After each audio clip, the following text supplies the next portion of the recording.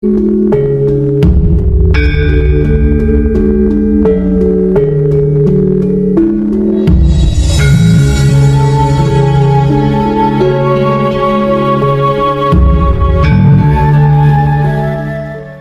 tentang nasab Habib, saya tuh males saja. Kenapa? Kalau saya menanggapi nanti dipikir saya tuh petean sama nasab Habib. Saya nggak pernah selama saya ini hidup karena saya tuh merasa bernasab keturunan Nabi. Atau saya menjual nasab, nggak pernah. Makanya saya tuh orang yang paling anti lah bergaya-gaya agama, sorban peti, enggak. Kenapa? Saya nggak mau jual agama. Bagi saya itu lebih bagus orang tuh berhias supaya dilihat lawan jenisnya, daripada berhias supaya terkesan anak soleh. Itu munafik. Nggak perlu. Lah, di sini tentang konsep ini, yang kenapa saya mau tanggepin, yang sebenarnya saya malas menanggepin itu, banyak datang pertanyaan kepada saya. Ada satu konten itu nggak tahu berita dari mana, menyimpulkan bahwasanya saya sudah tes DNA. Dan hasil dari DNA itu, saya katanya bukan keturunan Nabi. Saya nggak tahu ini berita dari mana. Atau mungkin dia salah menangkap pesan saya di YouTube, atau gimana. Sudah berjalan lama, setengah tahun adalah tahun. Saya nggak tanggepin itu. Tapi ternyata makin kemari, banyak orang tanya ke saya, Beb, ente bener sudah tes DNA? Ente gini, kan capek saya menjawab. Kalau saya nggak jawab, nanti dibilang saya ini apa? Dipikir saya menikmati dari konflik kehabiban ini. Enggak. Bagi saya nggak penting itu. Tapi karena ini sudah terlalu rame, males saya ditanya terus, saya jelaskan di sini. Itu hoax. Nggak pernah saya tes DNA. Gimana saya mau tes DNA? Hidup saya mesti pas-pasan. Dan bagi saya pentingnya apa sih tendensinya? Oh, untuk membuktikan Anda bukan Habib. Terus kenapa kok dia Habib? Oh, nggak boleh. Habib itu karena katanya suka jual nasab cari duit. Terus udah itu berarti urusannya duit kan, dunia. Bukan karena keagamaan. Bukan karena perilakunya. Jadi karena dunia. Malah ada lagi mengklaim dirinya Habib. Tapi tidak pernah menunjukkan dia tes DNA-nya. Kalau di tes DNA mungkin juga nggak jelas keturunannya. Loh, kan ngapain sih? Saya nggak penting bagi saya dari dulu. Perhabiban ini nggak penting. Monggo dikritikin Habib-Habib yang nggak bener. Saya tuh pengkritik besar, keras ya Habib-Habib baru. Bagi saya itu orang menjadi Habib itu bukan kemuliaan. Bukan suatu prestasi. Terus kalau orang jadi Habib, besok sekolah juara ke-1. Enggak, banyak yang goblok. Kalau orang jadi Habib, besok nyari duit tinggal semuanya kaya. Banyak Habib miskin. Lebih banyak miskin daripada yang kaya. Jadi bukan suatu keistimewaan. Sudahlah mau diributin. Ini semua kepentingan dunia aja, rebutan kue. Lah, satu juga, kalau mau dilihat orang buruk tuh, nggak hanya di Habib aja. Di semua suku, agama, itu banyak bajingannya. Banyak orang dunguknya. Jadi nggak perlu mengklaim kalau Habib itu harus dieliminir karena ini membuat kerusakan. Semua membuat kerusakan. Habib ini banyak. Tapi di sini saya berbicara ini apa? Saya bukan untuk membela Habib. Saya takut nanti dipahamin orang saya petean dengan Habib. Saya nggak petean dengan nasab itu. Anak saya pun juga nggak saya didik, nggak saya kenalin dia itu sebagai seorang keturunan Nabi. Nggak penting bagi saya. Karena orang dongok dikasih marwah tinggi, akhirnya apa? Jadi brutal. Dan saya akui banyak Habib-Habib yang nggak bener ada, tapi yang baik lebih banyak. Banyak perjuangannya. Kalau nggak mungkin sudah bermusuhan dengan NU, dengan yang lainnya. Lah, saya bingung itu ada berita mengatakan saya itu bukan Habib. Saya bingung apa sih kepentingan Anda? Hanya ingin menjatuhkan Habib aja. Saya sudah malas menanggepin. Kenapa? Saya nggak mau ikut ke arus perdebatan pepesan kosong ini. Nggak membuat orang jadi cerdas. Terus kalau Anda bisa membuktikan itu bukan Habib, Anda bakal jadi ulama gede. Enggak juga. Sampaikan yang terbaik aja. Biarin orang mengaku Habib, biarin. Nggak usah Anda ributin. Seperti Anda orang mengaku keturunan ini, biarin. Maaf aja kalau ada orang kritik Gura Shihab. Cuma modal duduk di karpet, sama ngerokok, ilmunya juga nggak jelas. Kenapa? Orang kalau sudah benci, terus itu bodoh juga, itu hilang akal sehatnya. Akhirnya apa? Melahirkan kedengkian. Contoh, orang dengki kepada etnis Cina.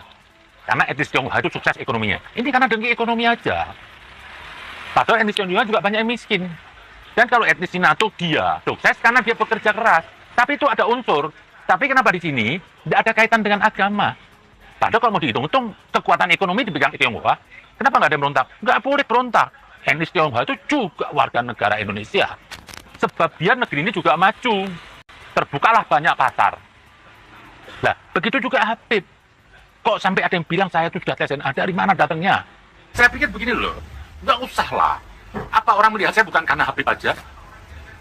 Banyak saya diterima oleh komunitas non-muslim yang dibilang saya toleransi. Nggak ada. Orang tuh sekarang sudah cerdas. Yang dilihat itu apa? Ilmunya. Kalau nggak ada ilmunya, mau gelar siapa nggak laku. Kalau nggak ada ilmunya, terus dongok, ya hilang ditinggal orang. Masa era sekarang masih perlu legalisasi? Akhirnya apa? Rebutan apa? Magom. Ini cuma rebutan magom hasilnya. Kalau andaikan Habib itu tidak punya magom, tidak ada yang ributin keturunan Nabi. Karena ini ada magom, dianggap ada di situ ada urusan dunia, diusik. Ini semua ribut aja. Kalau mau gitu, banyak kiai juga. Banyak orang jadi kiai pasti hidupnya makmur. Besok pakai cincin, ada murid datang ngasih cincin lagi. Kiai itu besok piara burung, besok ada yang nganterin burung bagus. Ini sudah. Jadi orang yang berbau-bau agama itu, ya seperti Habib, kayak kiai, kayak kadang-kadang ada yang memanfaatkan. Mencari, ini buat kiai, ini buat Habib dong. Masa Habib susah? Nah, ini pemahaman yang sesat. Jadi ada riwayat kata apa? Seorang ulama itu tidak boleh susah hidupnya. Susah dalam arti apa? Terus diartikan apa dunianya? Oh, bagi saya ini banyak kiai-kiai atau ulama Habib, kalau rumahnya mewah istana, itu dia bukan pewaris Nabi. Titik sudah, nggak ada alasannya. Itu dia apa? Penjual agama. Masalah menjual agama nggak usah di Islam. Di Kristen Yesus pun juga mengatakan, jangan Anda menjual ayat untuk hidup. Islam pun juga begitu. Kan aneh sekarang. Katanya ulama itu pewaris Nabi. Kalau ada ulama sampai ada rumahnya 20 miliar, ada salonnya, mobilnya sampai 7, kamar mandi aja pakai AC. Ini apa? Numpuk harta karun, punya deposito banyak. Itu haram buat ulama. Kenapa? Ikutin jejak Nabi dong. Nabi itu hidupnya nggak lebih miskin dari orang di Mekah, termiskin di Mekah. Hidupnya standar seorang yang miskin. Kalau Yesus dikenal apa? Perutnya nggak pernah kenyang. Atapnya rumahnya kata apa ya? Katanya Ali bin Abi Thalib, Yesus. Langit. Tidur bantalnya apa? Batu. Terbuka. Tidak pernah dia memikirkan dirinya daripada orang lain. Seorang, kalau andaikan di kampung itu ada orang kelaparan, di situ ada seorang ulama, terkutuk ulamanya. Karena ulama punya tanggung jawab besar, mencari orang yang kelaparan itu. Kalau saya bukan boleh berulama, nggak ada kewajiban. Jangan dianggap enteng loh.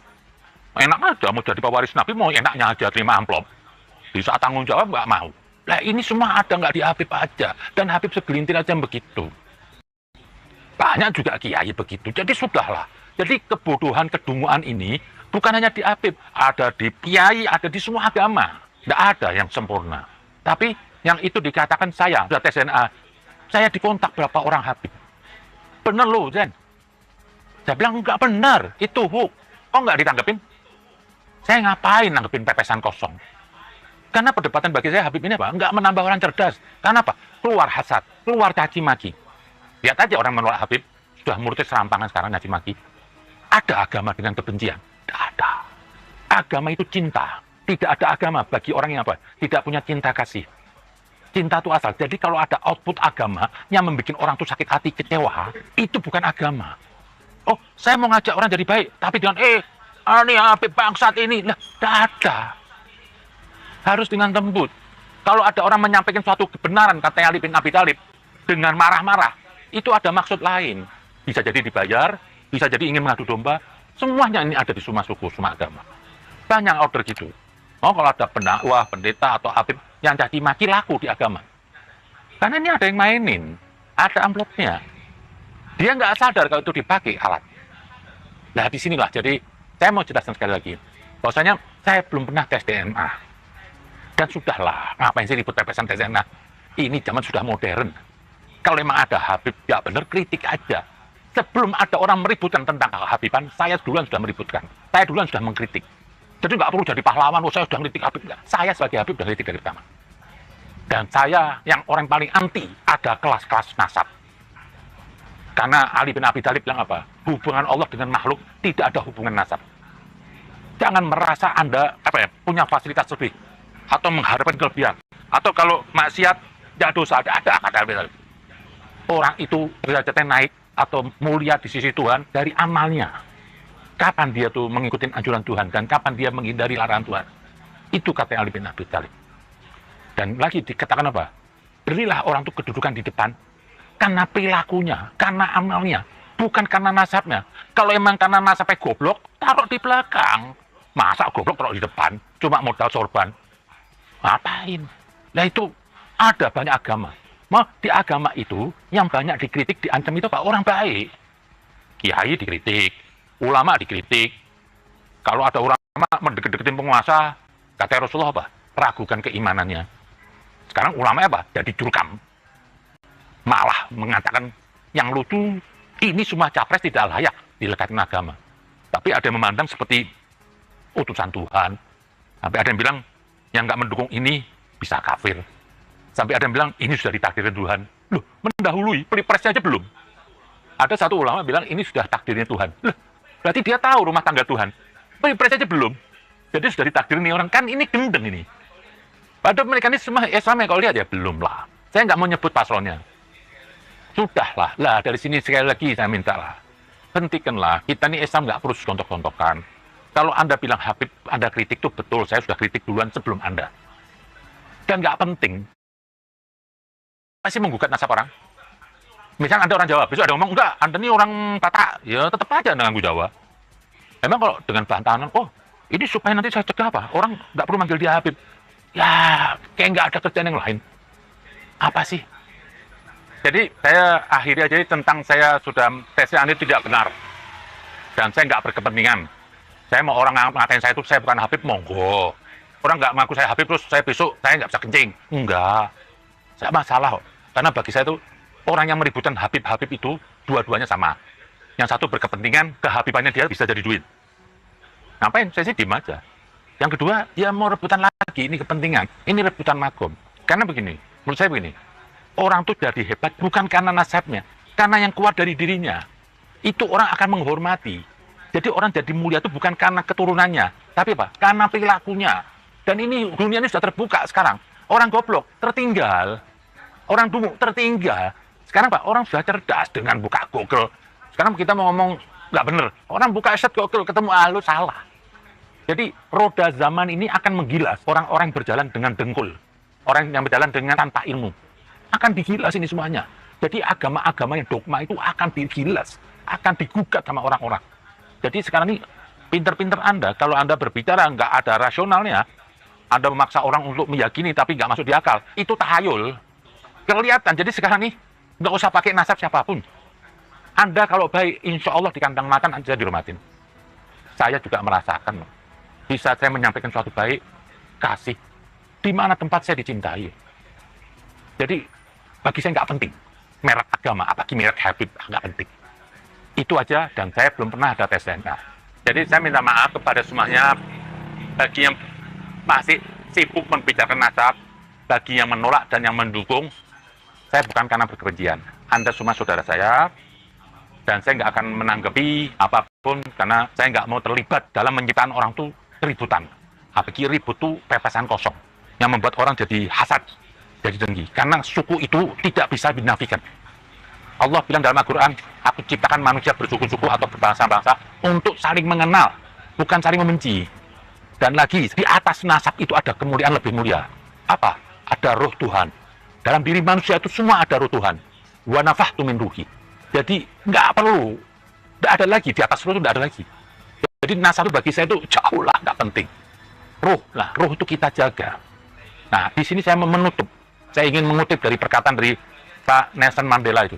Yang saya lihat bijaksana. Dia melihat keadaan dunia ini. Dia bilang bahwa dunia kita tidak terbagi ke dalam ras, warna kulit, gender, atau agama.